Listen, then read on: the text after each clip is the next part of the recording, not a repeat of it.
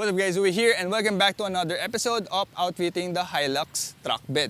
So on the previous episode, we have installed a dual battery setup and as well as lights inside here of the Bushtec canopy. So on this episode, we'll make things much easier or convenient for us when we are grabbing stuff at the very far end of the pickup bed.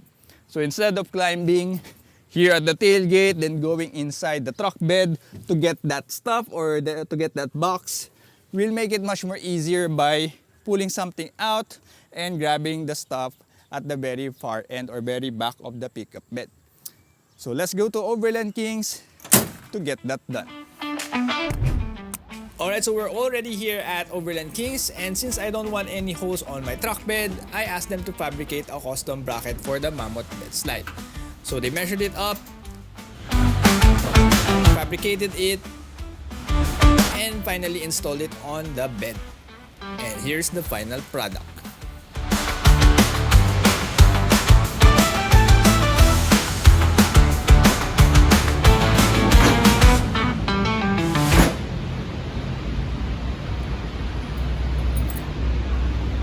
Alright, so we have finally installed the Mammoth Bedslide on the bed of the HILUX or on HIRO.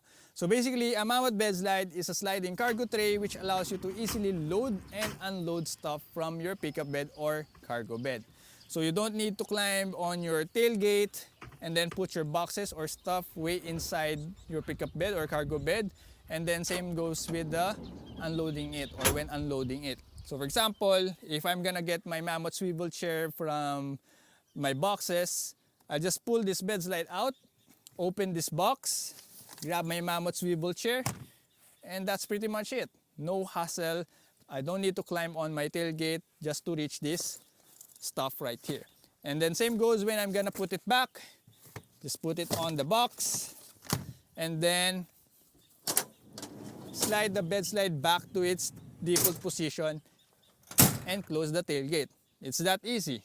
And then when you're gonna get stuff, pull the bed slide out and get your stuff way at the back of your pickup bed or the stuff way at the back. So before I share you the specs of the Mammoth Bedslide and also the price, I want to share you the reason why I chose a bedslide over a drawer system. So first reason is that bedslide is more flexible in terms of space and your cargo. So for example, if I change my boxes to a different size or change coolers or any stuff right here that I'm already carrying, then I could easily do a new layout or configuration without worrying about space clearance or clearance overall. Unlike with drawer system that you're already bound with a certain height of stuff that you put in your drawers and then also the height on top of your drawer. So yep, more room for the bed slide compared with the drawer system. Then second reason, bed slide is much easier to remove if ever I need to remove it to carry bigger stuff than what I'm usually carrying. But yeah, that will be only on rare occasions, but it's just a good thing to know that you could easily remove a bed slide compared with a drawer system that you'll have to dismantle it before you completely remove the whole thing.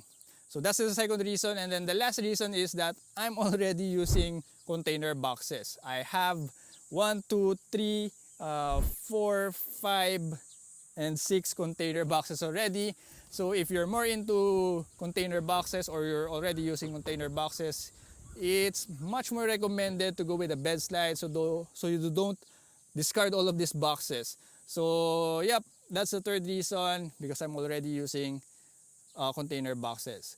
If you want to be more neat looking and more organized, then I would highly suggest to go with the drawer system over with a bed slide. If you don't have container boxes already, several container boxes. So those are the reasons why I chose a bed slide over a drawer system. Alright, so now for the specs of the Mammoth Bedslide. So let's start with the overall dimensions and the usable space of the bedslide. So it has an overall length of 138 centimeters and then 100 centimeters for the overall width and a height of 23 centimeters. So if you could notice at the back of the bed, there are walls so that whenever you're sliding out your tray or your bed slide, your cargo or your stuff won't fall back into the bed. And then for the usable space where you put your stuff on, it has an overall length of 130 centimeters and a width of 91 centimeters. So that's with the dimensions of the bed slide. Let's move to the 3-stage locking system of the Mammoth Bedslide. So you could lock it at its full extension, as you can see right now, and then lock it almost halfway or 2/3 of the full extension, and of course its default position. So you could easily or safely load and unload your cargo without the bed slide sliding back and forth on you. And then another feature of this bed slide is the railings on each side of the tray. So you could put eyelets or hooks on there, adjust it to the position you want, and then properly secure your cargo with straps and ropes like this one. So lastly, the payload capacity of the bed slide. So it's capable of holding 400 kilograms at its full extension. That if you have it bolted on your bed. But since on my case, I use brackets to hold the bed slide, I will just divide that to 2 and have a payload capacity of 200 kilograms at its full extension.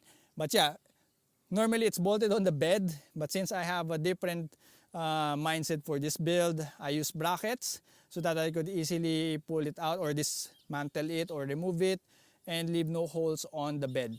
But yeah, if you have it bolted on the bed, it's capable of 400 kilograms at its full extension. And before I forget, the weight of this bed slide is somewhere around 50 to 60 kilograms. So yeah, those are the specs of the Mammoth Bedslide. And then for the price, if you're gonna get this new from Overland Case, it will cost you, if I remember correctly, 42,000 pesos or 45,000 pesos. Just message Overland Case on their Facebook page to get the updated pricing. So yeah, that's pretty much it for this episode of outfitting the bed for the HILUX build series, Overland build series. So I hope you find this video helpful. So don't forget to like and share this and subscribe by clicking the red button down there so that you'll be updated on the future episodes of this series, as well as on other car related content and car camping or off-roading content. So guys, once again, thanks for watching and see you on the next vid. Bye.